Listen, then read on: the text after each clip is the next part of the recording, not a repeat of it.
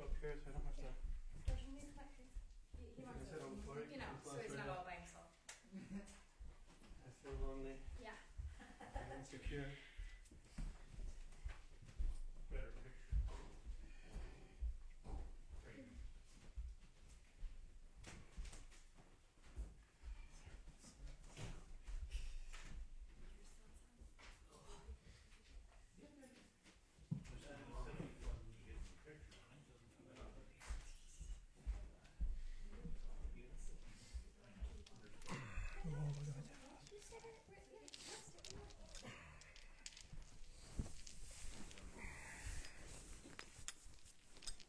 Dharma.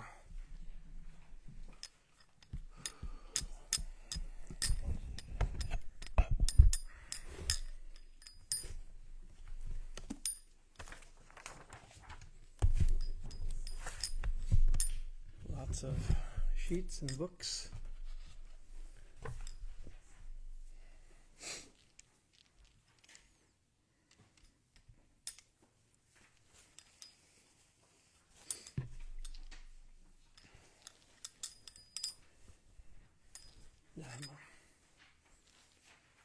Is framing okay?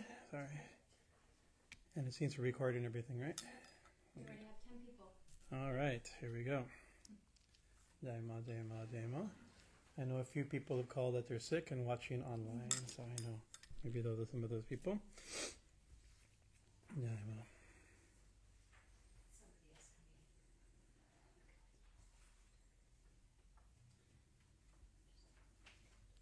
So today's readings our discussions could be primarily from the Srimad Bhagavatam, and so it is tradition before reading and discussing Srimad Bhagavatam to chant Om Namo Bhagavate Vasudevaya. So please repeat after me.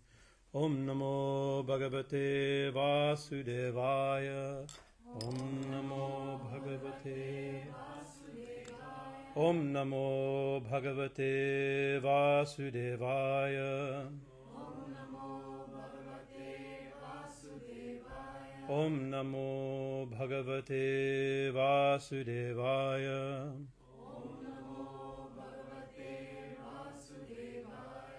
Om Mangalam Gurudevaya Devi Matriksha Mangalam Mangalam Bhakta Brindebhyo Sarvalokaya Mangalam Om Stapakaya Chadaramasya Sarvadharma Sarupine Avatara Varishtaya Ramakrishnaya Mangalam Om Guru Brahma Guru Vishnu Guru Deva Maheshwara Guru Deva Param Brahman Tasmai Shri Gurave Namaha Om Sarashiva Samarambam Shankarachara Majamam Ashmarachara Prayantam Vande Gurum Param Param Om Bhadrakali Namo Nityam Saraswati Namo Namaha Veda Viranga Vedanta Vidyastana Evacha Sri Ganesha Sharada Guru Bhyo Namaha Hari Om. So we're beginning to speak again after a long time. I don't know how long it's been since we've given a normal Saturday satsang. And I committed to it to myself while I was still sick. And so I'm still recovering. I'm mostly a cough, so please forgive if I start coughing. As I think about it, I'm going to start coughing. Something warm. So give it our best shot. You can hear me okay? Okay, good. Because I can't hear myself because my ears are plugged also as part of it. So the series I want to speak on, because we've been doing various here. We've been speaking on the Srimad Bhagavatam, the Bhagavad Mahapurana, for many, many, many years. We started with Om Namo Bhagavate Vasudevaya, which is the mantra before verse 1, and we've been going through, maybe 1,600 verses so far, 8 out of 1,800. We finally got into the 10th Skanda, which is where most of the story of Lord Krishna and his pastimes comes. It's been very sweet.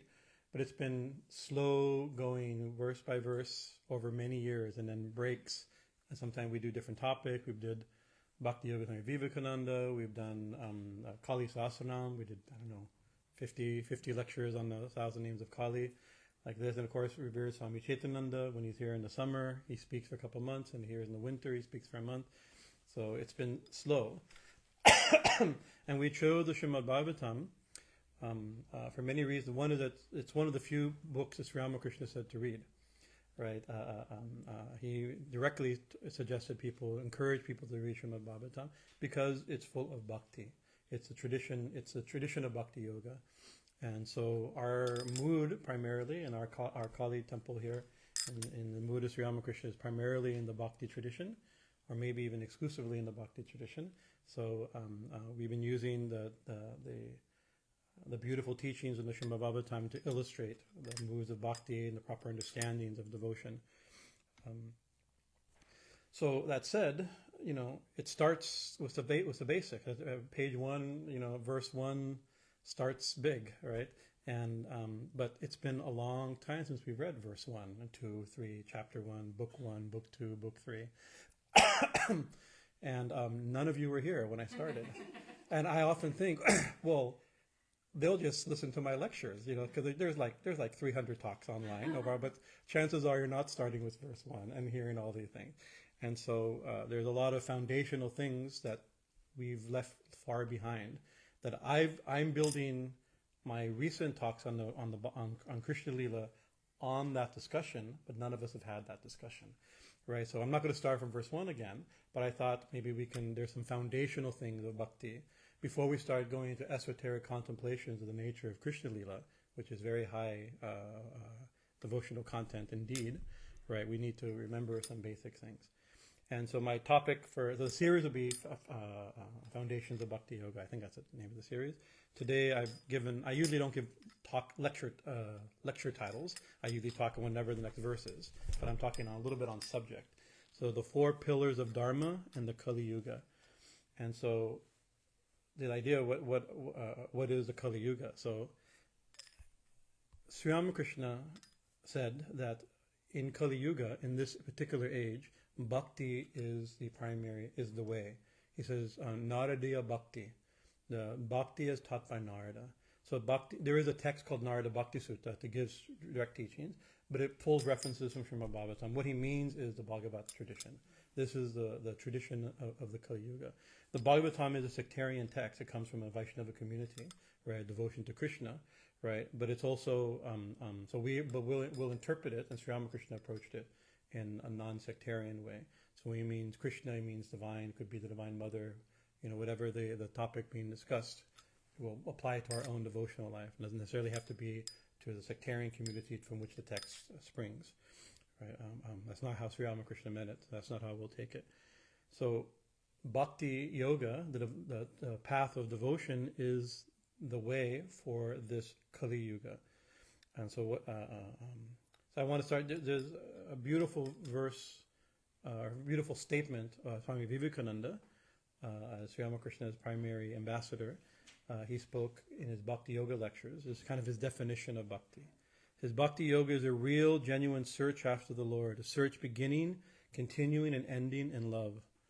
So it's the path of devotion and love. One single moment of that madness of extreme love of God brings us eternal freedom.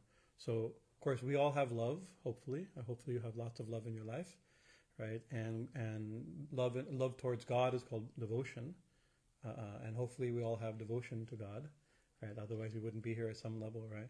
But madness of devotion, extreme devotion, that a moment of that real love of God will liberate us. It brings eternal freedom, brings the eternal goal, right?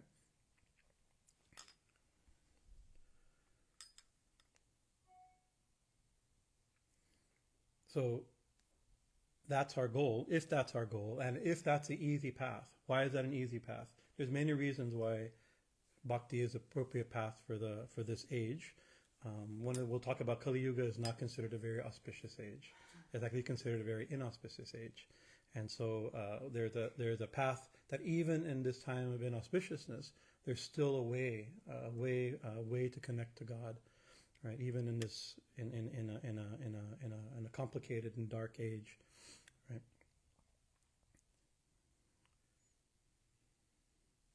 Sri Ramakrishna said, "Bhakti, according to Narada, is suited for the age of Kali. One must constantly chant his names and glories." Right? So it's a path of primary practice, that of chanting. That's one of the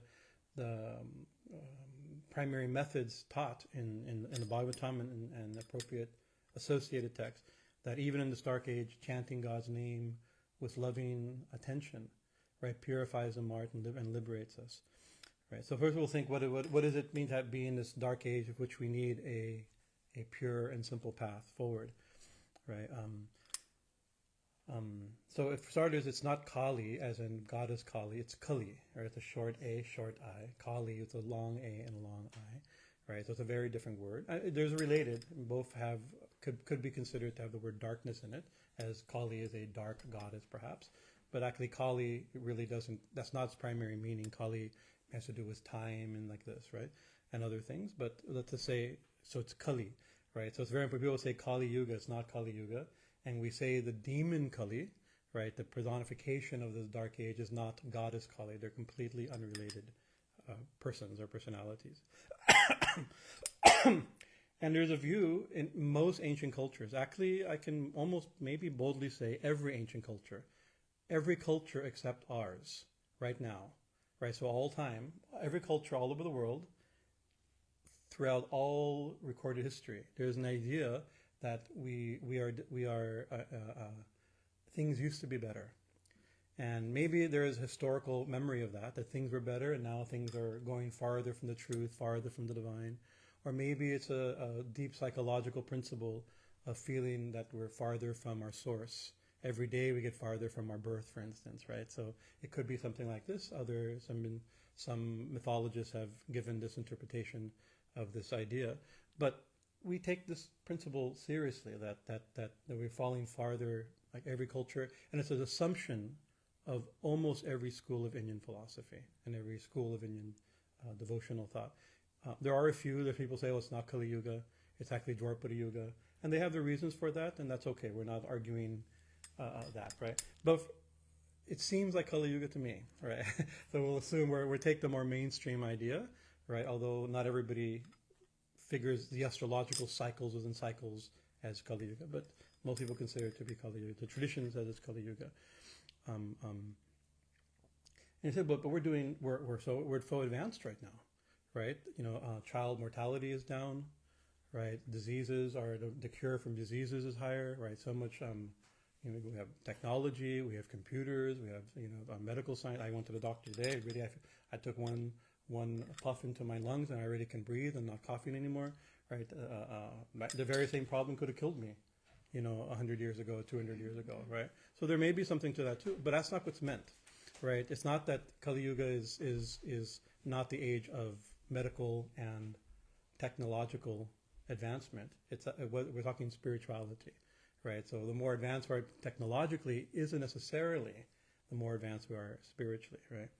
So the idea that there's cycles, just like there's winter, summer, spring, and fall, right? One follows the other, right? So Kali Yuga would be considered like the winter, right?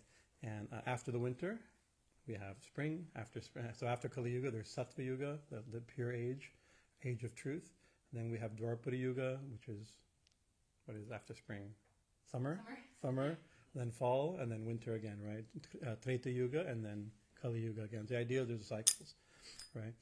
And it's like, well, how do they know that? Are these predictions? Are these prophecies? The texts say all kinds. I mean, I'm reading from the first Skanda, the first book of the Bhagavatam. Thousands of verses later, at the end, in the 12th Skanda, the final book, right? There's very elaborate descriptions of Kali Yuga, right? Most of which have not happened, right? So, oh my God, are these predictions? Are these prophecies? They're prophesied in the Bhagavatam. They're not prophecies. It's like right now we're preparing. Like a few months ago, we were preparing for the rainy season. We have to put up the gutters. We have to prepare for the flood season. Am I a prophet that thinks we may flood this year? No. It flooded last year. Every winter, it rains heavy every winter, and some winters it floods. We have to prepare, right? So there's cultural memory. Right, that this happened before, and this is what happens during Kali Yuga. This happened before. This is what happened, right? So the warnings are descriptions, are not prophecies. They're memories. They're cultural memories of traditional people.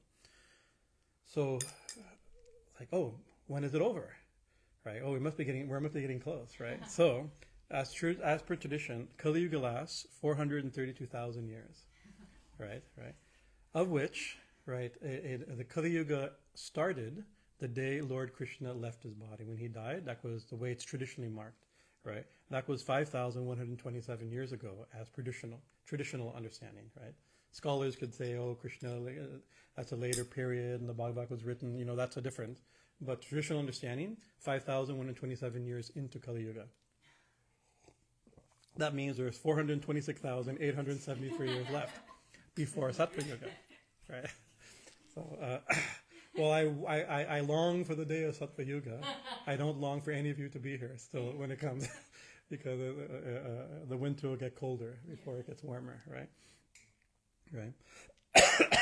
The name Kali, right, has in its root, it's kad, right? And kad has the meaning. Let me give you the meaning of it. It's symbolic meaning, but it means suffer, hurt, startle, confuse, bewilder, right? So it's meant to. It's a time when the mind is, when we are bewildered, we're confused, right, and everyone's suffering, right? So it's over in the Puranas, in the kind of mythics, ancient stories. All kinds of stories are who Kali is. He's a son of this, and the daughter of this, and Mary. So it's all symbolic. And there's many different versions of it, right?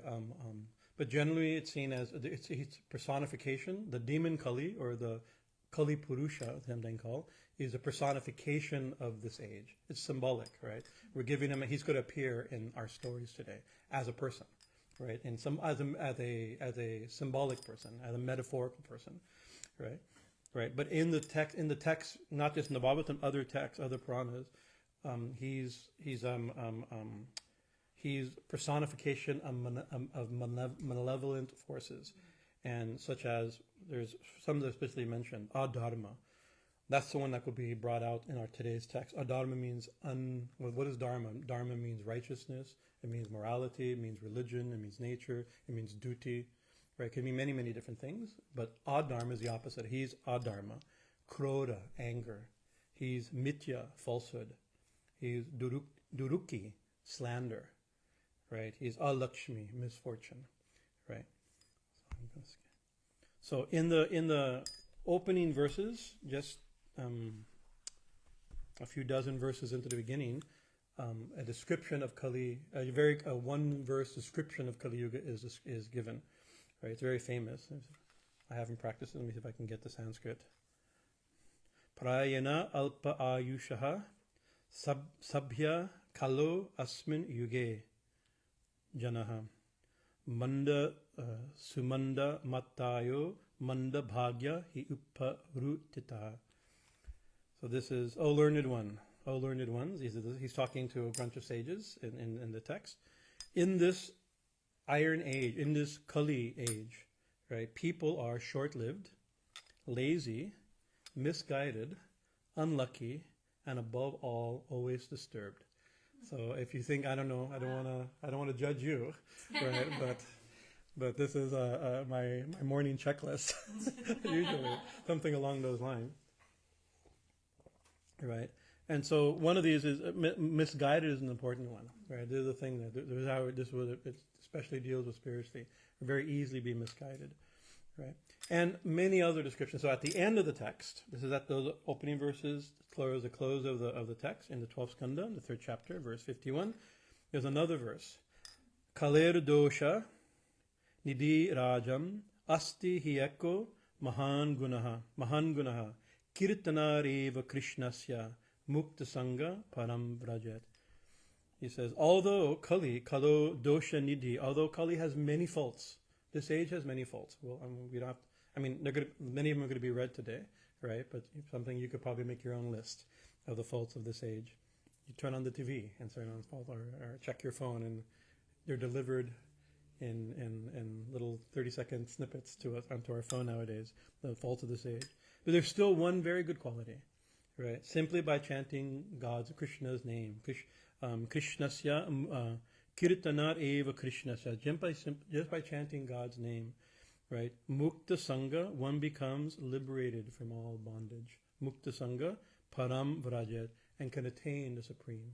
param brajet. So this is the thing in Bhakti, in Kali Yuga, in this age, with all its problems, by simple devotion and chanting God's name, either in japa and internal meditation, we do it together in kirtan, right, and associated practices with chanting, such as service and study and devotional association, worship, all these wonderful things, aspects of devotional life.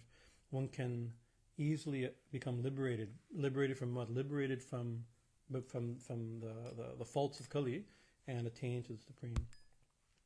So, that said, what is this Kali Yuga? So there's a scene at the beginning of the text. Good Sundar is here. There's a scene at the very beginning. It pulls off from the end of the Mahabharata. And some of you may know the Mahabharata. So in the Mahabharata, the Pandavas have, the Kurukshetra war has happened. The Pandavas have won. Yudhisthira becomes king. But then eventually the Pandavas die, right? And Yudhisthira dies, right? And Krishna dies. That's the beginning of Kali Yuga. And in place of Yudhisthira, the righteous king, his son, Parikshit, becomes a king. So Parikshit, in ancient time, this is a mythic theme also, he performs a great sacrifice called the horse sacrifice. It's a way of establishing, I'm king, and an unchallenged king. A ceremony will be done, and it's a very elaborate and costly ceremony, in which case a horse is released, and for a year wanders in any direction, followed by an army. Right, this is the old way, right? And wherever the horse goes, no kingdom will challenge it. In other words, that all the other kings accept the supreme rulership of the emperor, right? This is the way, right? And if not, they're subjugated, subdued, right? It's an ancient. Whether it actually even there's only historically probably 2 or 3 that ever really happened, right? But it's mentioned in the text, right? A certain king performing 100 of them and things like that. So he had performed 3, right? And so part of that, and so as he was wandering the kingdom, the world beyond his kingdom, right? He came upon a most ghastly sight, and the sight is a metaphoric sight. Let me see if I can find it here.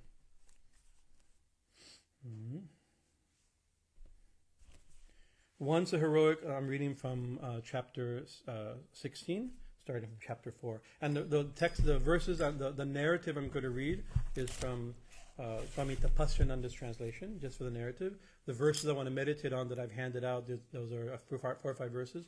Those I did my own translation, more careful. But this is mostly narrative, so his translation reads smoothly, and it would take me 3 weeks to translate all these verses. So, once the heroic Parikshit, in the course of his tours of victory, came across the evil one Kali, sporting the insignia of a man of royal caste, but torturing a cow and a bull by kicking them mercilessly. Seeing that Parikshit inflicted severe punishment on Kali, so he comes upon a horrific scene of it says actually somebody in the dress of royalty, of a royal caste, right? Of a king, of a leader, with all the qualities, the dress of that.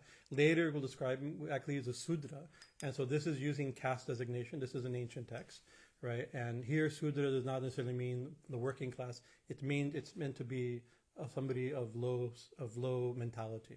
Right, so please forgive. This is an ancient text, it's ancient language, right? But so basically, the scene is a low class person, right, dressed like a king, right? And of course, we can look out and see very similar situations, of similar situation in the world today, where the leaders dressed like leaders are not acting, do not have the consciousness, like King Parikshit has a divine consciousness and responsibility for Dharma, right? And what does he see him doing? He sees something that's never happened before. He sees him beating a cow and beating a bull, right? Mercilessly torturing a cow and a bull by kicking at them mercilessly, right? So this is an inconceivable thing. And this is symbolic also, right? You can see one of the traditional jobs of leaders is to protect not only their subjects, but also all those who are innocent, all animals and innocent people, and cows and bulls especially are meant to be protected, right? And much harm comes. The cow and the bull is not only actually a useful and peaceful and loving animal, but symbolic of many things in Hinduism. So we'll see what they're symbolic of, right? So I'm skipping ahead. So it goes into some other things. So now I'm chipping to verse 17.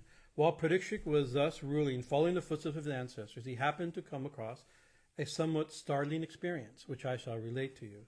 Dharma appeared as a bull with a single leg, and the earth as a cow, dispirited and weeping like a mother who had lost her child. So already we're given the symbolism. Dharma, the bull is dharma, righteousness, religion, duty, right, goodness, virtue, all those things that dharma represents, right?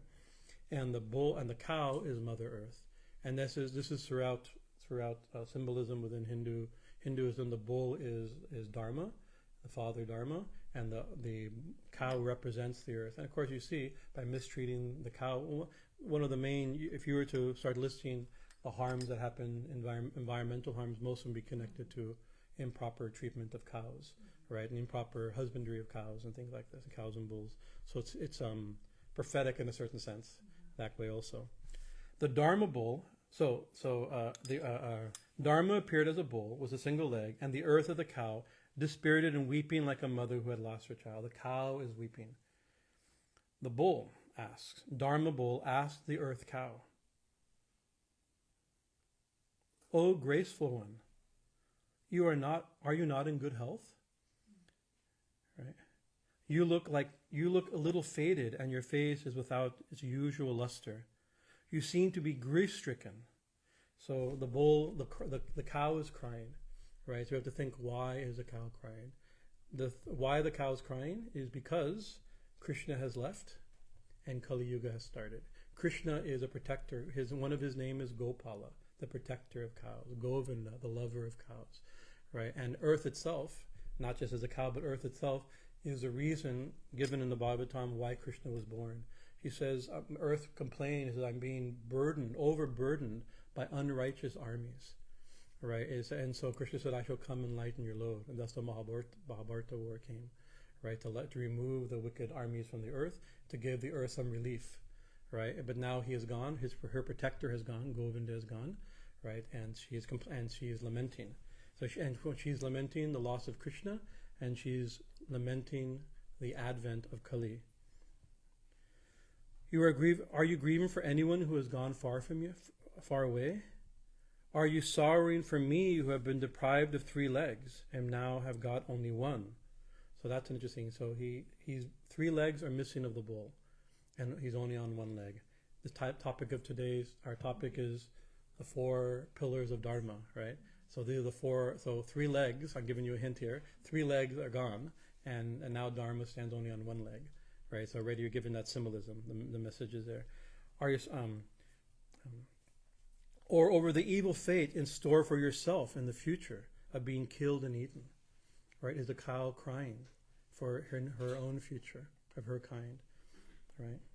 Actually, when I re-looked at this list, right, what the cow is crying for, we also crying for.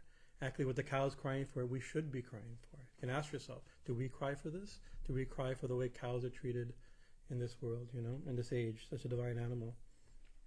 I cry for this.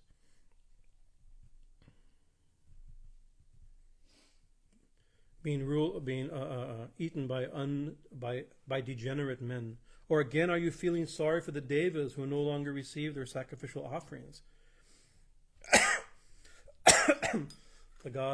The sacrifices have stopped, right? The ancient Vedic sacrifices have stopped. Actually, part of it is part of the beauty of the cow. The cow gives milk. The milk becomes ghee. Ghee is offered to the gods. The gods are nourished and send rain, right? And humans flourish, right? But with the mistreatment of cow and the impurity of milk and ghee, and also the associated decrease in religiosity that causes us to sacrifice and offer to the devas, right? So the devas are not getting their sacrifice, and we're also suffering. Or for the inhabitants of the world distressed by Indra ceasing to release rain according to their needs. Without the sacrifice, Indra doesn't give rain. O Mother Earth, are you grieving for women deprived of protection from their husbands? or from children neglected by parents cruel like cannibals, or for learning imprisoned in the family of the praised brahmanas, or for the heads of a celebrated Brahmin family slavelessly serving under despicable kings. So once again, this is an ancient text, so it's dealing with old ideas of gender, right? But still the principle is there. Are you grieving for women who are not protected? Right? I'm grieving for women that are not protected. Right? Are you grieving for children who are neglected? Right? You know, it's like this is a big deal, right? And we should grieve for women that are not protected. We should grieve that we're not protected, right? And this comes from improper attitude towards each other, right? Right? Learning imprisoned in the mind, in the families of brahmanas, the priests and the scholars, they're not giving knowledge freely, right? It's trapped in their families. It said, or for brahmanas, the priests who are selfishly serving wicked kings. Again, are you afflicted by the thought of these descendants of Kshatriyas, these warriors who have been polluted by the evil spirit of Kali, or the countries that have been ruined by their misrule? Right? Are you crying because of the cruel armies and leaders, or are you crying for the countries and their inhabitants that have suffered under the misrule? Right? Or for the people in general who are interested solely in eating, drinking, mating, decorating themselves, and other such physical concerns. Right? Of course, eating, drinking, mating, decorating, all these things are maybe necessary. Some things are more necessary than others, right? But is that all there is? Right? When that's all there is, that's called Kali Yuga. Right? Right? Spiritual life begins when those things are, when you look beyond those things. Right, and much of religion in the polluted age of Kali Yuga is about eating, decorating, mating. You know, this is a problem. O Mother Earth, are you grief-stricken because of the disappearance of Bhagavan Sri Krishna, who has rid you of the large part of your burden, and whose divine deeds confer a type of bliss superior even that of liberation?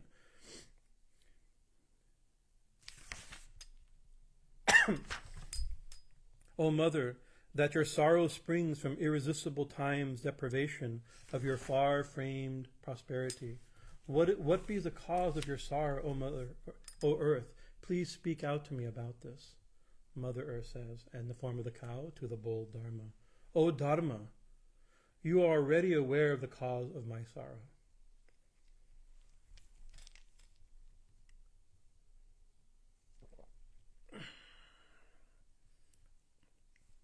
Your 4 legs, bringing happiness to the world, till now were sustained by Sri Krishna.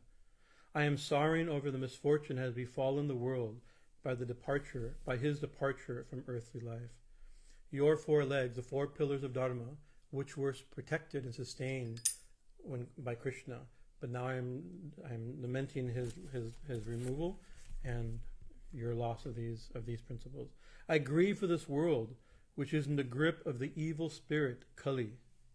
After the demise of Sri Krishna, the center of abounding with auspicious qualities like truth, pure. And so now it's going to give a list of Krishna's qualities. I mean, who is Krishna?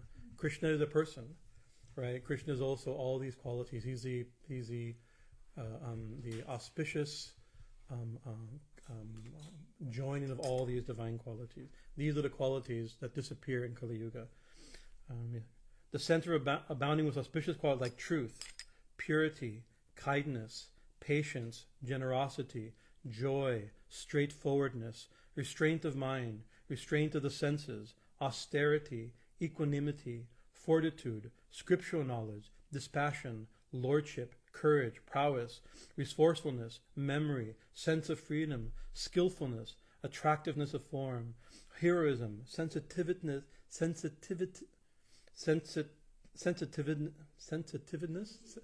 I lost the word. Yeah, it's here. It's sensitivity, but here it's a sensitivity of heart.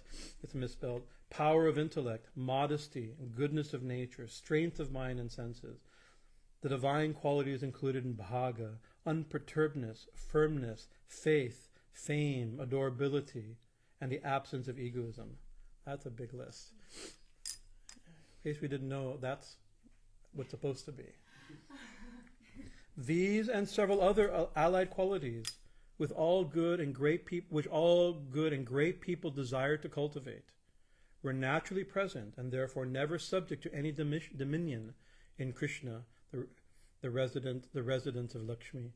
I have now been deprived of that great reservoir of everything noble, and in his absence, the influence of Kali, the evil spirit, is spreading everywhere.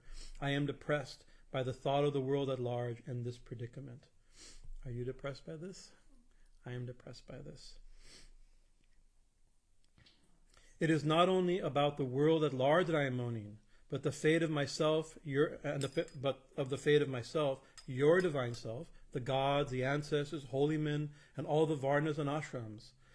Sri Devi, who is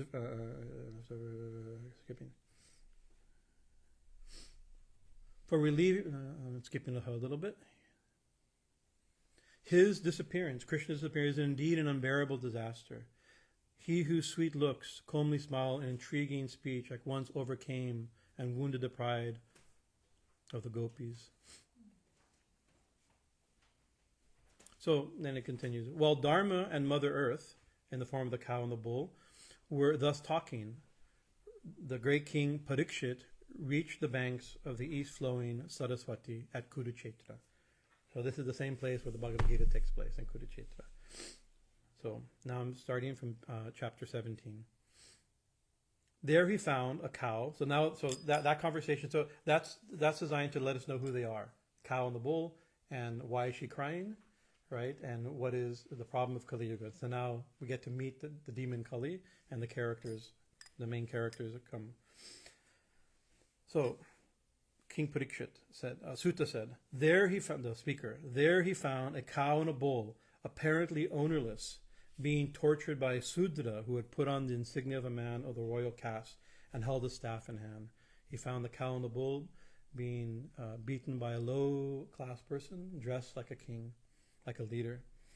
Parikshit saw before him as the shocking sight, a milk-white bull, urinating in fear and trembling on a single leg, being tortured and belabored by the Sudra on the one hand, and on the other, a cow, the yielder of all requisites of yajna, all the required things for sacrifice, rendered calfless, weeping, lean, and hungry, being kicked about by that same Sudra. So in the text, this has never happened before. Cows and bulls are protected.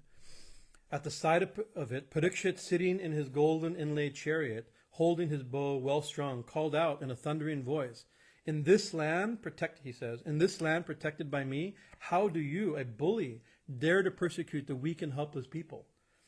Right? So you can see here, it's not just cows, it's all that are weak and helpless. In the dress, you look like a man of royal caste, but your actions, you are the meanest of the mean. Who are you that as soon as Krishna, along with the heroic Arjuna, had disappeared from the earth, you have the tenacity to torture innocent people at such a lonely spot? You are a villain who deserves to be put to death. And who are you, of milk-white color, that being, he speaks to Kali, described, now he looks at the bull. And who are you, of milk-white color, that being deprived of 3 legs, are moving about on a single leg? Are you a divinity in the guise of an ox, of a bull? In this land protected by the might of descendants of the Puru's line, there is not a single creature other than you whose tears are dropping on this earth. Right. O son of Surabhi, Surabhi is a divine heavenly cow, so this bull is the son of Ravi. All of us are the son of this divine cow. Sorrow not, you shall have nothing to fear from this villain. And O mother, when I am here to punish the wicked, you need not weep like this, talking to the cow. If all the subjects of a king happen to be oppressed by wicked men, the reputation, the lifespan, the good fortune, the like of that perverse ruler will be destroyed. It is the most important duty of a king to assuage the sorrows of the afflicted. I shall therefore kill this mean fellow, who thus indulges in torture of other living beings. O son of Surabhi, O bull, who is it that has cut off your legs? In this land ruled by the kings devoted to Krishna, such atrocities cannot be allowed to be perpetrated. O bull, there shall be shelter afforded to harmless and innocent creatures like you. Tell me, who has mutilated you in this way, bringing in ignominy to the Pandavas and their progeny. I am the dread of all those who oppress the innocent. Only if the wicked are put down can the good prosper. I shall cut off the arms up to the shoulder of anyone, even a god, if he is found to inflict wanton, unrestrained suffering on the innocent. For the prime duty of a king is to administer punishment to those who, except in times of extreme danger, fail to keep the path of duty ordained for them and take to prohibited ways. It is incumbent also that he should protect those who keep the path of duty. So now Dharma, the cow, speaks. Such words of solace and protection to the oppressed are indeed befitting descendant of the Pandavas, for their virtues were so transcendent that Supreme Lord himself took it to do humble services to them, as acting as their messenger and charioteer. This refers to Krishna acting as the charioteer of Arjuna. O great king, we are not really able to apprehend the root cause of all our troubles, for he who is the cause of it is described in absolutely different terms by different people. So this is a question: what is the cause of our troubles? Right? All kinds of answers could be given. He says He says the Advaitins, the Vedantists, they say that the maker of one's destiny is oneself. It's by our karma that we're suffering. Others say it is the planets. Right? There's, astrology. Still others maintain it as karma, and other materialists find it's nature. Nature itself causes all this suffering. Some few have settled conviction that everything has its cause in Ishvara, or God, who is more than what reason can comprehend or descriptions indicate. O royal sage, please decide with your intellectual power which of these is more acceptable. So the bull's asking the philosophers and the religionists and everybody in materialists and YouTube and TikTok, they've given all kinds of reasons. I'm confused. What is the reason for my suffering? Sutta said. Now Sutta is the speaker, the narrator. O great Brahmana, after Dharma had spoken thus, that emperor introspect for a while, and gaining thereby a clear understanding of the situation, addressed him thus. O knower of Dharma, what you have spoken is a secret of Dharma. So I'm going to skip here. And verily, Dharma came in the form of an ox. You yourself are Dharma. It is prohibited even to describe adharma, for one doing so in a way passes through the same experiences as one committing it. So you shouldn't even speak about adharma, about unrighteousness. Speaking about it pollutes the mind. Also, the mental and depraved capacities of men cannot penetrate into the mysteries of the Lord's power. So now it starts. This is the first verse I gave you, I think. That's, verse 24, right? So the king says, King Parikshit is speaking. Mm-hmm. Let me find it here. It says, tapaḥ śaucaṁ dayā satyam iti pādāḥ kṛte kṛtāḥ adharmāṁśais trayo bhagnāḥ smaya-saṅga-madais tava. I have a different version here. So these first I've translated here, and in the translation also I've given you the words. It says in Satya Yuga, in the previous Satya Yuga, in the golden age, at the beginning of time, when everything was set up in its pure form, right? Your four legs, your four pillars, your four legs of Dharma were established as tapas. Tapasya means austerity. What is austerity? Austerity means self-control, discipline, right? Self-control, right? Śaucaṁ. Śaucaṁ means cleanliness or purity. Dayā, compassion, mercy, kindness.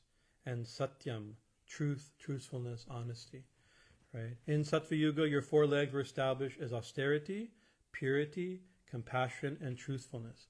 So we should think, these are the four pillars in this story. This is how it starts, the four pillars of Dharma, right?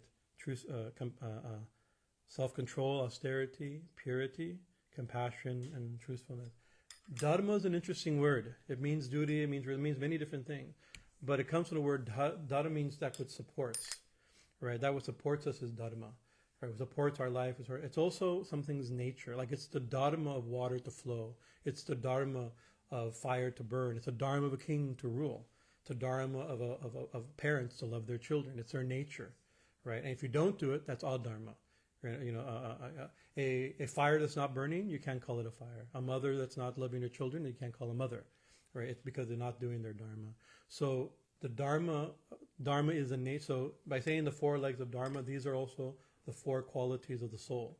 These are intrinsic qualities. Our soul, at its purity, at its nature, right, is disciplined, pure, compassionate, or merciful, and truthful. But it appears that 3 of your legs have been broken by adharma, right? In the form, so adharma Kali, adharma, has broken 3 of your legs in the form of. Now this is just given. These are all symbolic. We have to think of. We can take these deep as smaya, pride, right? Ego, pride. Not just ego. Ego is just a sense of self. Pride is different than ego, right? Pride, saṅga. Saṅga means attachment, right? Saṅga means attachment. It also means company. So we have to be careful. And then the other is madaiḥ. Madaiḥ is a complicated word. It means passion, intoxication, actions driven by passion, arrogance, delusion, conceit, sexual excess, right? It also has a word for what's it? You know what rut is? A rutting of an elephant. I was referring to. So there's male elephants exclude a liquid from their temples. Right, considered very auspicious, right? An elephant or male, so it means they're in heat, right? And a male, and that attracts females, but it also shows they're very aggressive. They're intoxicated by their own lust and their hormones. They're out of control, and nothing is really as dangerous as a elephant in rut. Elephants in rut can kill other elephants, right? They can be easily out of control, right? Humans in rut also can be out of control, right? If you can think about it, right? So I've given this. It's hard to give this translation. So finally, I chose what tapaḥ is blinding passion, right? But it's not just because passion's not a bad thing. We can be passionate for truth and passionate for God, right? That's not what's meant. Yeah, but it's we're out of control without in rut, it's so. Intoxicated, but like intoxicated where you're not thinking straight, passion and lust and energy and desire without thinking straight. So whatever. So the 3 legs, austerity, purity, but it appears that 3 of your legs have been broken by adharma in the form of pride, attachment, and blinding passion. So now we're given these are danger things that have to be very cautious with. Because they're weapons. They can be weapons in the hands of Kali, of adharma. The next verse, 25. Idanim dharma pādāste satyam nirvātayet yataha tam jighrishati adharmaha ayam anritena editaha kalihi. At present, O Dharma, O cow, you are standing on 1 leg only, which is Satya, truthfulness. So imagine 4 legs, truthfulness, austerity, compassion, and purity. 3 of them are broken. And you have this cow, Dharma, trying to stand. Actually, you see it's standing, crying, and urinating, fearful, on 1 leg, trying to hold it all up. You can imagine with 1 leg.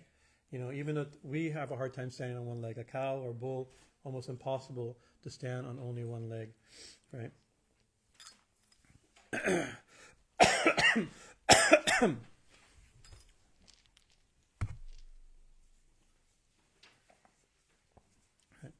At present, O Dharma, you are standing on only 1 leg, which is truthfulness. And you are somehow or other hobbling along. You're holding it together. Right? But Kali, the personification of adharma, is trying to destroy this leg. Right? It's trying to break this leg also. By which weapon? By this anritena. Anritena means deceit or dishonesty. Right? And you can see, actually, we assume we have in our nature, right? It is our nature of tapaḥ, śaucaṁ, dayā, satyam, control, self-control, purity, compassion, and truthfulness, right? But in this world, we very rarely expect, like from our government, from each other, we don't expect compassion, mercy, right? We like it. We're surprised when we get it. We don't expect purity. We're surprised when we see it. We don't expect self-control and discipline. We're surprised when we see it. But we do expect honesty, right? That is always given. If somebody lies to you, it hurts more than something else that somebody does to you, right? And you could see, that we assume it. Maybe we shouldn't, because everything is in Kali Yuga also, but we still assume it, right? You can see, somebody who's like a marriage broken apart by a cheating husband or wife, right? It seems so, the break is so deep, right? Because the assumption of honesty is there, right? The other ones we don't assume so much anymore, right? We've grown accustomed, right? But we still, maybe we shouldn't, but maybe we should. We shouldn't let go of because that's the last leg of Dharma, hobbling somehow or another.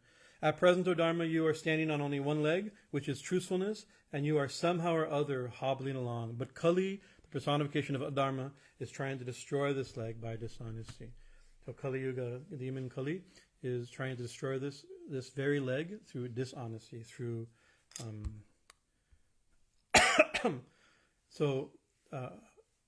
anrita ena, right? Instrumental cause meaning by untruth, right? It's being destroyed by untruth, or by dishonesty, or by illusion, right? Anrita.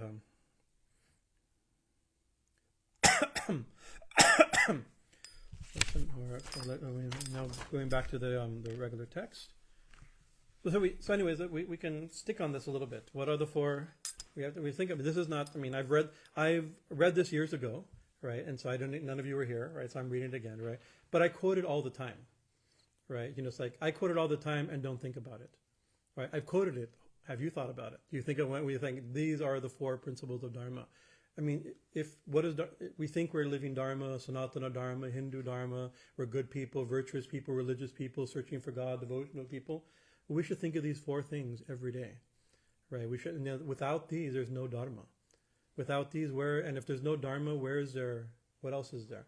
What other spiritual life can you live? What other material? What other morality? When you build something on adharma, it will only be a mess. It will only be a painful mess. We have to think of these things all the time, right? Austerity, purity, compassion, truthfulness. And what are the weapons? What are the weapons of Kali?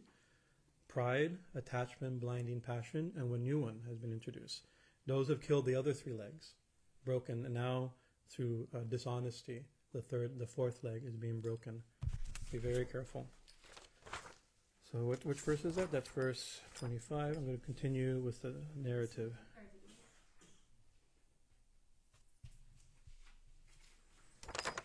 And look at this mother earth. Till the other day, freed from her burdens on account of the destruction of the wicked by Sri Krishna, she was shining, sanctified, and bedecked with his footmarks. And how, deserted by him, she, though a lady of purity and faithfulness, is shedding tears on being enjoyed by Kshatriya impostors of Sudras, or of Sudra origins, who have no respect for Brahmanhood. Right? What's our next verse? Next verse here says 30. Okay, so comforting, now Parikshit is continuing, the speaker, comforting Dharma and earth in this way, the great hero Parikshit drew his sharp sword against Kali, the protagonist of all Dharma. Thereupon Kali, abandoning his royal makeup, and fell at the feet of Parikshit, trembling all the while with the fear of impending death. The kind-hearted king, so he pulled his sword and was about to kill Parikshit. If only he had killed Kali, right? But he didn't kill Kali, right? Because here we are. When I opened my Facebook this morning, even opening my Facebook is Kali Yuga. What to speak of what news came to me, right? Even the desire, first thing in the morning before chanting my mantra, to look at Facebook is itself a symptom of Kali Yuga, of indiscipline, of lack of austerity, right? Right, and that comes from who knows other things in this list, right? But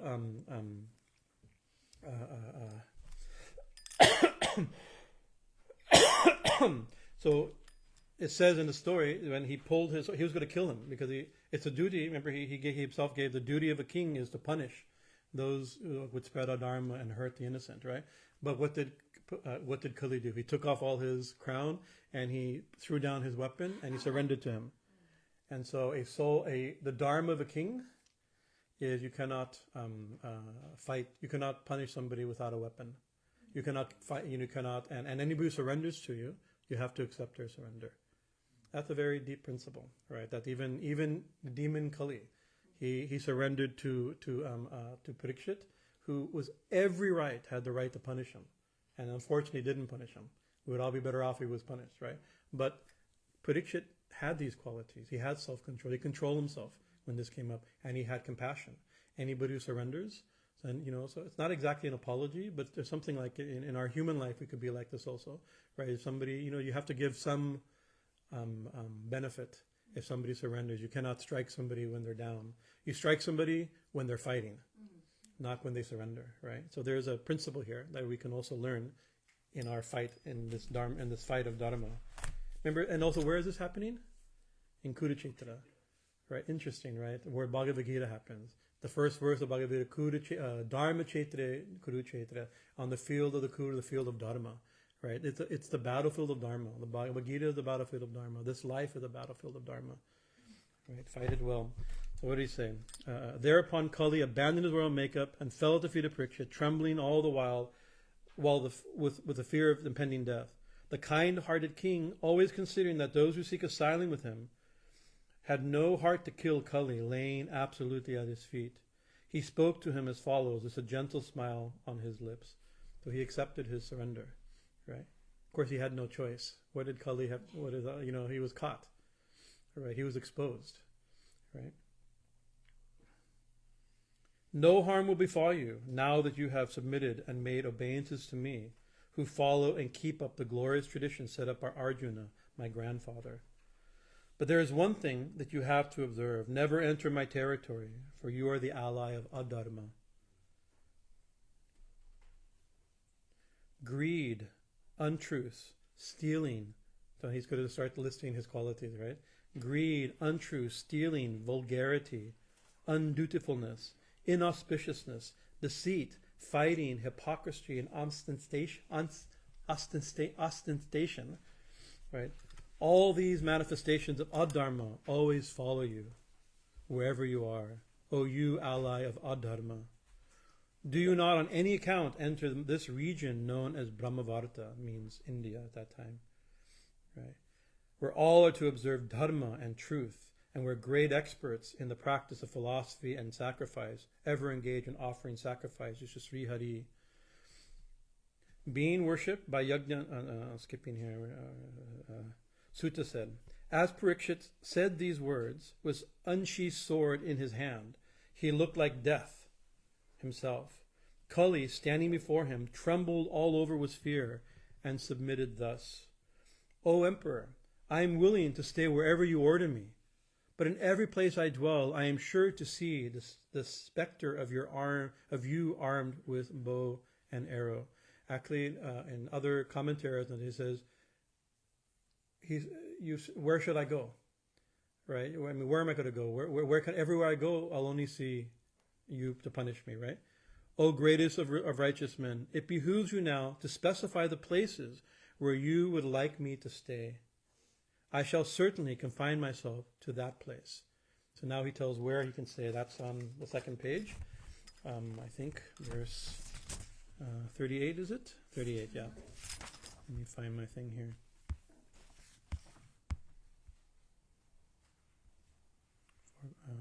Sutta Uvacha. Sutta, the speaker is speaking. Sutta Uvacha.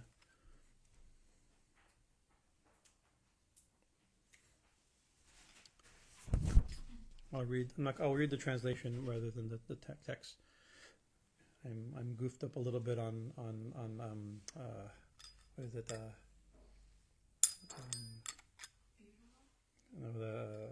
Some steroids so I'll mess up. My nerves are a little shaken, so I don't know if I'll mess up this verse. I don't want to mispronounce unnecessarily. Sutta said, thus petitioned he, Parikshit, gave Kali permission to reside where there are 4 kinds of adharma. His about. So dyutam. So these words are summaries. They're not. They're symbolic also. Gambling. Panam, drinking.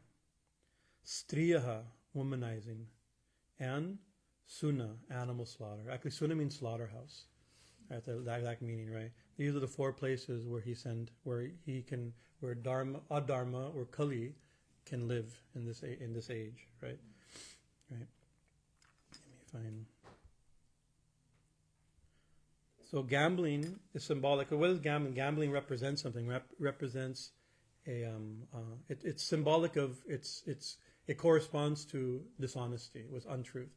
Of course, we can gamble truthfully, but it's trying to get something, right, cheaply. Trying to, you tricking and trying to get what you didn't earn. So it's symbolic of lying, right?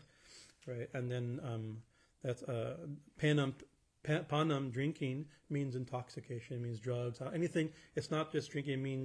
It means becoming, losing your awareness and your discipline. And what does that destroys? That's the opposite of austerity, right? We lose our self-control. Actually, often we drink and smoke to lose our self-control, right? Very often. Well, not only does it happen, but we do it usually so that it happens, right? Think about that. We're purposely going with this adharma, right? Then there's striyaha. So it means womanizing. It means promiscuity. It could also mean prostitution. Sometimes it's translated, but it doesn't really mean that, but it's been given that meaning. A place of immorality, right? It means promiscuity, the opposite of dharmic relation, right? And so what does that destroy? That destroys purity, śaucaṁ, right? And animal slaughter, what does that destroy? Mercy, dayā, mercy and compassion. And you can see, literally, it's the case. Right? You think about, if you drink to excess, smoke to excess, right? Take drugs like this, what happens? You lose your self-control and you make very bad decisions, right? Sometimes we do it to justify making, or sometimes to cover our bad decisions, right? So we do it. So when we do it, there's addiction also. Not something we do things beyond our ability, but we should be very careful, because then we're courting loss of discipline, loss of self-control, right?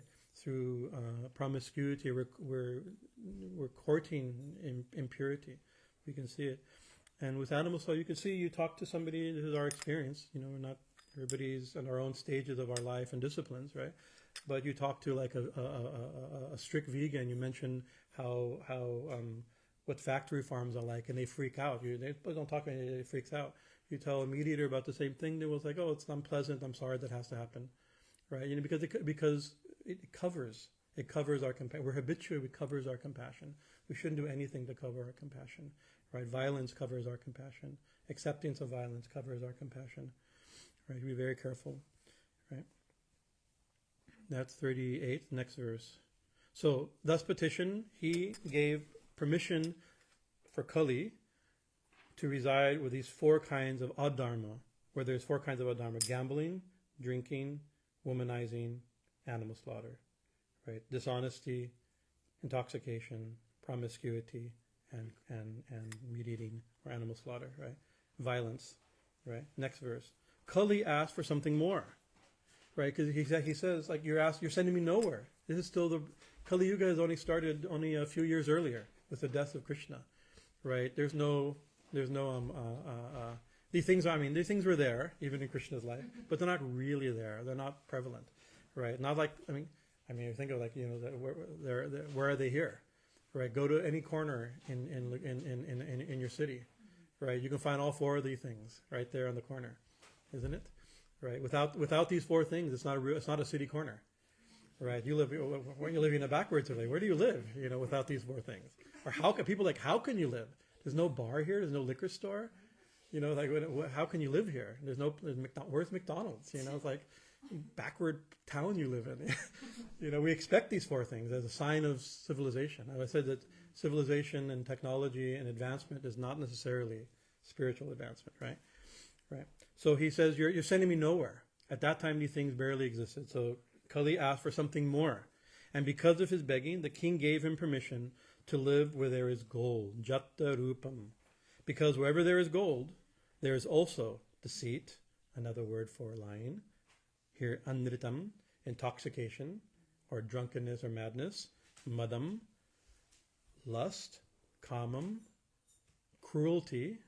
Here it says raja. Raja is, it's by commentary. Raja means it's like the guna, but here by commentary refers to cruelty, right? And a fifth, maybe because now there's 5 things. He gave him a place to live where there's gold. Where there's gold he's for, and there's a 5th thing.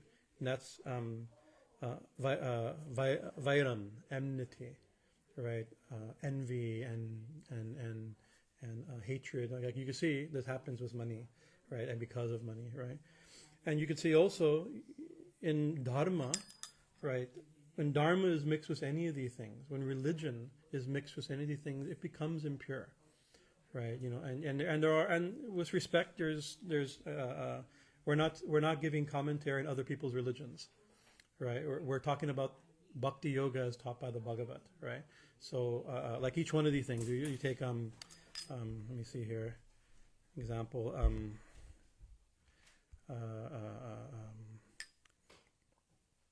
It's like panam, drinking, intoxication. So obviously there are sacraments that are, wine is used as sacraments, ganja is used as a sacrament, right? There are mind altering, there's peyote and all these things that are used in traditional cultures, right? It's like, that's not what we're talking about. And I'm not commenting on other people's religions, right? You know, and maybe some of us or some of you have come from that. Maybe that brought you here, right? But should that be where you go now? Is that the proper place to find dharma and purity? Give an example of this, like without critique of ayahuasca ceremonies in the jungle. But if next week you found out that I'm starting an ayahuasca retreat in the jungles of Peru, right? I think you'd be very confused, right? You know, and there's years ago. I mean, I know people who have taken LSD and have had a spiritual breakthrough that led them to a next level of their spiritual life. Great. I also know, but if all of a sudden I was like, oh, next Saturday we're taking LSD at Kali Mandir, what would you feel like? You know, there was a Swami, a Vaishnava Swami years ago, right, it was in the 70s, who was giving LSD to his disciples, calling it Radha's tears, right? The result of which he had his head cut off with a pocket knife, one of his disciples flipped out, right? So you can see, I mean, this is without a critique, right? We should be very careful. These are the abodes of adharma. Be very, very careful with each one of these things, right? Right? Or what about, you know, obviously, what it says, womanize, it's like, obviously, there is a sexual and romantic life and commitment within, so that's not what's meant, right? It means, even Krishna says in the Gita, the famous kama raga vivarajitam dharma avirudho bhuteshu kamosmi. I am sex. Krishna says, I am sex, right? Not contrary to dharma. So we know the difference between sex that's dharmic and sex that's adharmic. Is it loving? Is it committed? Right? Is it, you know, all these type of things, you know, it's like, so it's not a critique of romantic life and family life, right? Krishna himself says, I am that. That's not against dharma. This is against dharma, like we're talking about, right? Right. So each one of these we can think like this. Even animal slaughter, obviously meat and animal diet is not, it's not kitchen religion, it's not the end all and everything, but it does count. It does have an effect on people, right? Effects on the heart, effects, you know, why, between violence and non-violence. Non-violence is always better, right? Maybe there's benefit from meat. I don't doubt there's benefit from meat. And also there's benefit, many traditions are sacrificial, ancient tradition is sacrificial, right? So there are benefits for this. There's removal of sins through animal sacrifice in the Bible, in the Puranas, in the Tantras, in the Vedas, all sorts of tradition like that. But is it worth it? Right, remove a little bit of sin and cause such a pain to something. I don't doubt it works. I don't doubt it's even in the scriptures, but it's not nice. Violence, right? Sex, drugs, right? Lying and violence. These have, when they're mixed with religion, at least this religion, right? Not thinking other people's religion. That's not our concern, right? But how can this? It can only pollute, right? And if we're serious about our religion, we should be very careful about these things, and that's what Parikshit, or that's what the sage says. So where are we? 79. The Kali. So okay. He gave him permission to live where there is gold, because wherever there is gold, there is deceit, intoxication, lust, cruelty, and enmity. So where he gave him where there's gambling, where there's intoxication, where there's womanizing, where there's animal slaughter, and where there's gold. Right?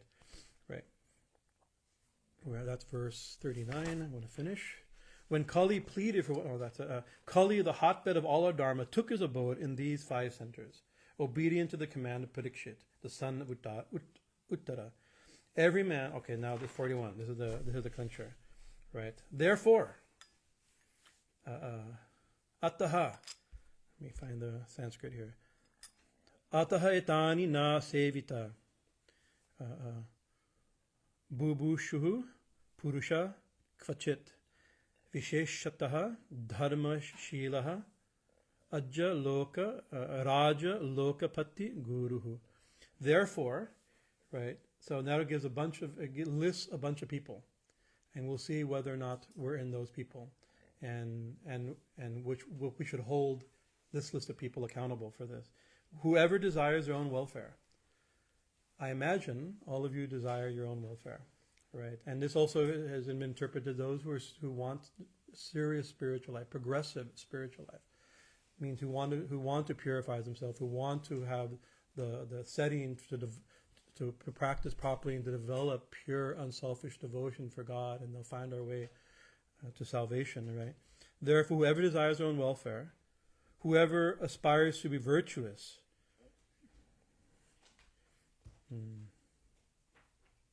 Dharma shilaha. Dharma, those who want virtue, who want to be dharmic, the virtuous or the dharmic. I imagine we want to be virtuous, right? Kings, leaders, right? Rajaha, lokapati. Lokapati means people who are leaders amongst people who are civic leaders, right? Public people, teachers, leaders, governors, ministers, people who are in positions of leadership, right? Examples, right? And it says guruhu, and spiritual teachers. And the commentary, guruhu means Brahmins, priests, ministers, sannyasis, brahmacharis, teachers, whatever the spiritual teacher is in that position, guru, right? Therefore, whoever desires their own welfare, those who aspire to be virtuous, kings, public leaders, and gurus, should never encounter these under any circumstance. The term, that's another way, that's the exact Sanskrit. It means you should be very careful, right, to avoid these things, right? It's like they can't be avoided. They're everywhere. But you see what happens. Any of these 5 enters religion. Gets any of these 5 pollutes. What happens to somebody who desires their own welfare, right? Somebody who desires to be virtuous. Somebody who's a ruler, a king, or a spiritual leader or a spiritual person, right? It will confuse them. Look at this money. You add money as a motivation for religion. Religion gets spoiled, right? Each one of these, right? So we should be very careful. So this is a bit of a heavy topic, right? But I think it's an important topic. As we begin discussions of Bhakti Yoga, this is how the Bhagavatam starts, right? Bhakti Yoga is a process in this Kali Yuga. Right, so within this is the effect of Kali Yuga, right? Where the 4 pillars of Dharma are being broken, right, by Kali Yuga, right, by the demon Kali and the influence of Kali Yuga. What's our hope? Our hope, Bhagavatam says, is by chanting God's name, developing devotions our way through. But if these 4 or these 5 infiltrate or pollute our chanting, our devotion, then even this gets spoiled. Right, so it says in the Bhagavatam, the first verse I read, right, is that in spite of all the bad qualities of Kali Yuga, there's one great quality. That's simply saying Krishna's name, one can be liberated from the material world and attain supreme abode. That's the first I started. Right? But if we're not careful, even chanting Krishna's name, we'll do to Krishna's name, to our chanting, to make the one thing that could save us in this age ineffective. Right, Lord Chaitanya says in the Chaitanya Charitamrita, he says to say the word Krishna. Everybody say Krishna. Okay, it says that saying this word, these 2 syllables, Krishna, is so powerful that it will destroy more sins than are possible to commit. Right, but here we are, Krishna, Krishna, Krishna, Krishna, Krishna, mostly the same. right? Because and he says it's not the fault of the holy name. It's because of our attitude. We're making some mistake, right? So we have to figure out what those mistakes in our chanting, mistakes in our prayer, mistake our devotional understanding is. And so the Bhagavatam starts here with these four qualities of the soul, four qualities of Dharma, and the four things that threaten it. When I gave this talk years and 20 years ago, when I got to these verses from verse 1, right, 20 years ago, right, I remember one devotee said, I read that last verse, says, well, you've been warned, right? So now we know, right? So now we know. So let us be very careful and move forward very cautiously with trying to avoid the pollution that comes in this age. It's almost impossible, right? But when we get polluted, it's actually chanting and serving, loving God with devotion, with a desire for purity, itself will purify us, right? If we try to remain careful with the effects of Kali Yuga, right, in our sadhana will protect us and purify these faults, right? If we're not, then our sadhana will pollute. The sadhana can change those faults, right, and purify those faults. If we're not careful, those faults will change our sadhana and ruin the whole thing. So thank you very much for your kind attention. This is a good time for questions, but I don't know if there's room for one or two comments. We're from 6:30. Are there any questions or comments? I have a question. Yeah. So, for people that you see, and I obviously don't think you should judge others, so I just want to say that, but as far as when you see others that are clouded by this very, very, you can see it. Mm-hmm. How do you steer them out of it?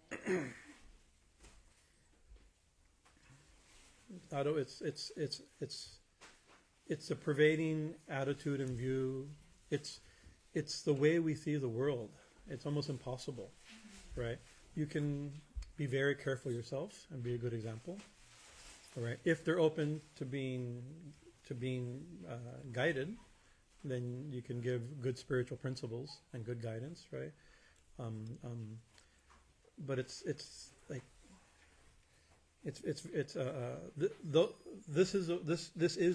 the world, right? I remember one person this is many years ago, 32 years ago, I was complaining with a spiritual elder of mine, right, and complaining about the world, right, and he says, oh, don't complain about the world, don't judge the world. They're doing what they're supposed to do. That's what this world, this age is, right?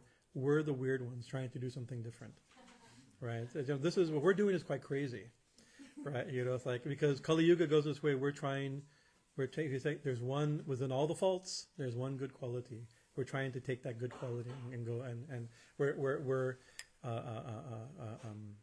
so it's judging is not helpful, but being very careful yourself is very helpful. And if people are open, then you can hopefully guide people as much as we can. The problem is that we're raised. The recorder of the Gospel of Sri Ramakrishna, he was complaining one time. He says, "You see, somebody knocks on the door, and the child answers, and he says, 'Is your mother home?' And the child goes, 'No, she's not here.' And knowing the mother's in the other room, the mother says, 'Tell I'm not home.'" Right? This is how we're trained from childhood. Right? We're trained to lie. We're trained, how are we raised? What's our diet? What do we see? What are our examples? Right? So it's stacked against us. That's why we have to be if you're serious, you should be very careful. Those who are serious should be very careful. Those who aren't serious, then what's the chance? We wish everybody well, right? And we uplift the world a little bit, hopefully, right? Sort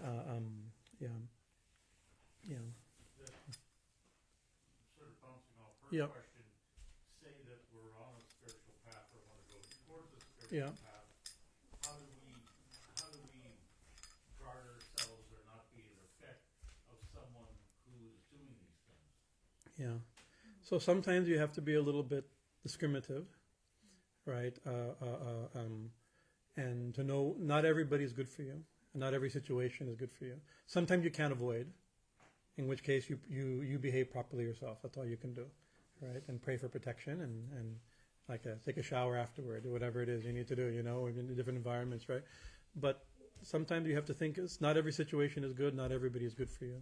And sometimes you have to be careful, right? So Paramahansa Yogananda had a great line that I read when I was 16. So this has been with me since I was 16. He says, company is stronger than willpower, right? And he said, therefore, right, what my contemplation of this has been since that time, it hit me big, because, as a kid, as you're a teenager, you're highly influenced by your associates, right, in high school, as you're coming to, and, then I realized, I had a profound realization. Most people, maybe you've had this, I hope you've had it, but I had a very profound realization due to peer pressure in high school. Like, my peers are idiots. Right, right. I'm not really. I mean, these are my beloved friends. Who I love very much. But I realized I would not be influenced by their behavior. I will influence them as best I could, right? And not trying. I mean, and some I did, some I temporarily did. Some I annoyed and made feel guilty. I was that high school friend, bro. We all had one of those. I was that guy, right? But sometimes you have to, so anyway, so if a company is stronger than willpower, then the proper use of willpower sometimes is to choose your company very well, right? To choose who's going to influence you and what your influence will be, right? And not put yourself in situations where your weaknesses are given too much chance, Still, we're weak. What to do? I mean, this is human. It's like things are stacked against us. We shouldn't be self-loathing and judging like that. But we should be careful.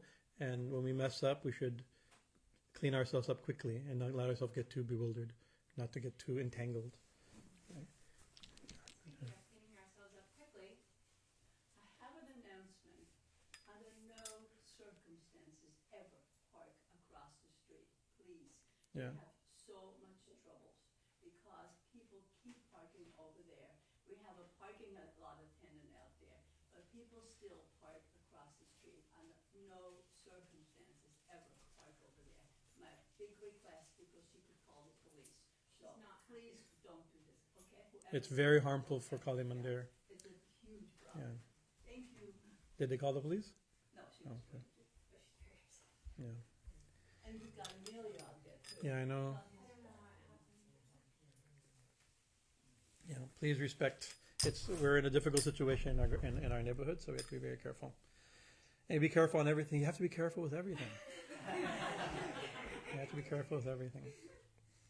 Jai Sri Guru Maharaj Ji ki Jai, Jai Mahamai ki Jai, Jai Swamiji Maharaj Ji ki Jai, Jai Ma Dakshineshwari, Bhavatarini, Dakshinakali ki Jai, Srimad Bhagavatam ki Jai. Okay.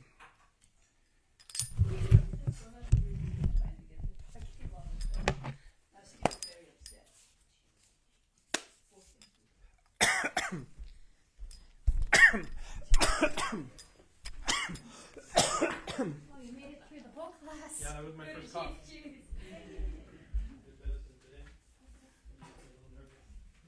wasn't you, I know. No. So angry. There's a gas line there, and people park on there. It's getting far.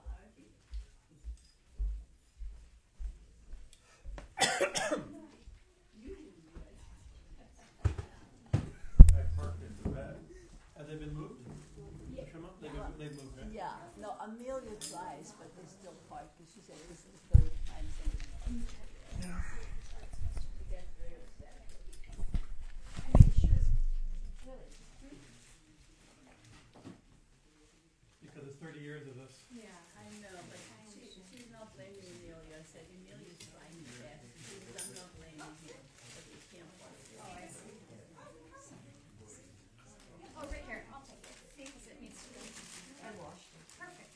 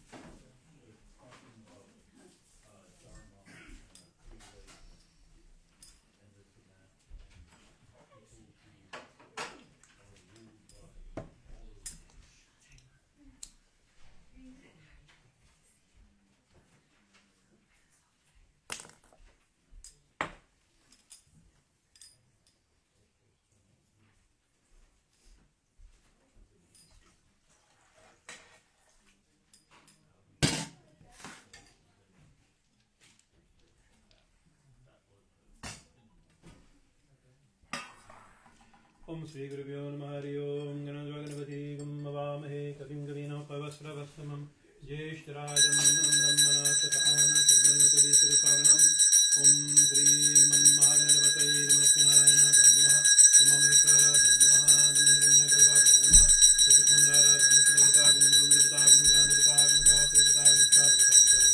Sarvaguna Sarvaguna Devyo Namaskaram Mangalyam Varinyam Varam Chimam Narayanam Namaskesha Sarvakarmani Karye Om Mai Matpatattam Shoryami Swam Vishnu Om Vishnu Om Vishnu Om Dar Vishnu Brahman Varam Tarapashanti Surajiva Shaksharata Tamama Bhaveda Vitrova Sarvavastam Gatopiva Yashkari Pundari Kaksham Sabhayam Sri Vishnu Sri Vishnu Sri Vishnu Om Kring Vishnu Tasa Om Namaha Om Iramnaya Veda Mahakalvairava Sahita Om Kring Zimadakshana Kaligaya Devi Mahadevidayami Namaha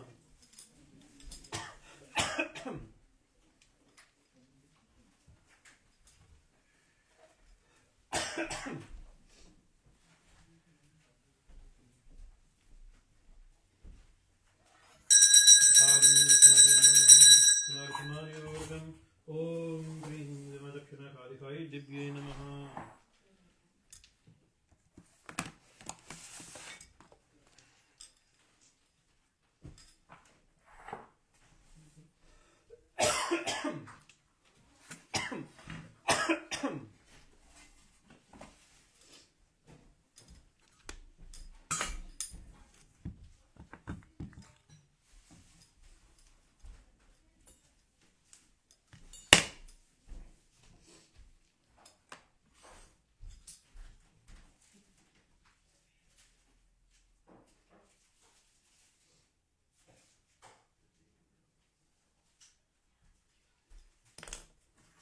Om Divine Divine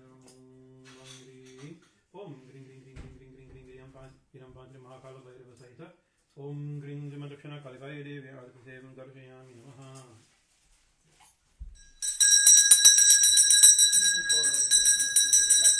Jai Ma Jai Ma Jai Ma Jai Ma Jai Ma Jai Ma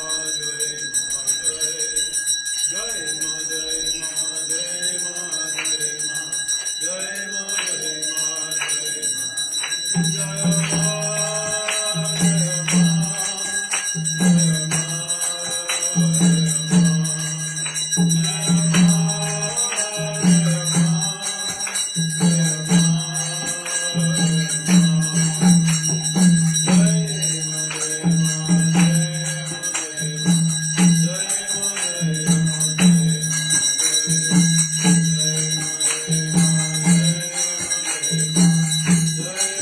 Jai